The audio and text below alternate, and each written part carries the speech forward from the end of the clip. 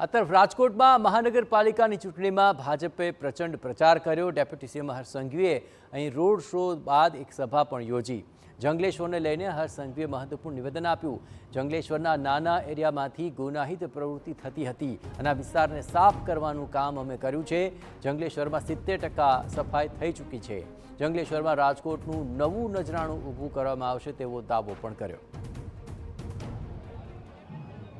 जंगलेश्वर विस्तार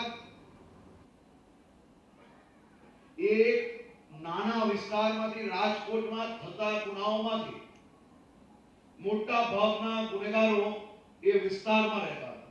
તેની ઉપર બુલડોઝર ફેરવીને એ જગ્યા પરથી ડ્રગ્સ હોય કે દારૂનો હોય કે પછી લુખ્ખાગીરીનું હોય આ બધું એપિક સેન્ટર ક્લિયર કરવાનું કામ એ આપણી રાજકોટ મહાનગરપાલિકા અને રાજકોટ પોલીસ દ્વારા કરવામાં આવ્યું છે।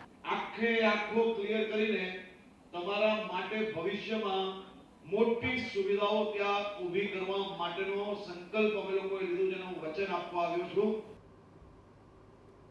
આ બાજુ આપ પર હર્ષ સંઘવીએ મોટો આક્ષેપ કર્યો અને કહ્યું કે સુરતમાં આપથી લોકો થાકી ગયા છે।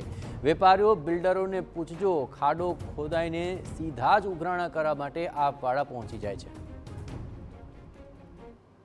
ક્યારેક લારીવાળાનો એસોસિએશન આવે, ક્યારેક દુકાનવાળા, ક્યારેક બિલ્ડરો, ક્યારેક બીજા વેપારીઓ એમ કે સાહેબ હાથ જોડીને કહીએ છે કે ગઈ ચૂંટણીમાં અમારી નાની ભૂલ થઈ હતી પણ અમે ત્રાહિમામ થઈ ગયા, થાકી ગયા, અમને બહાર નીકળવા।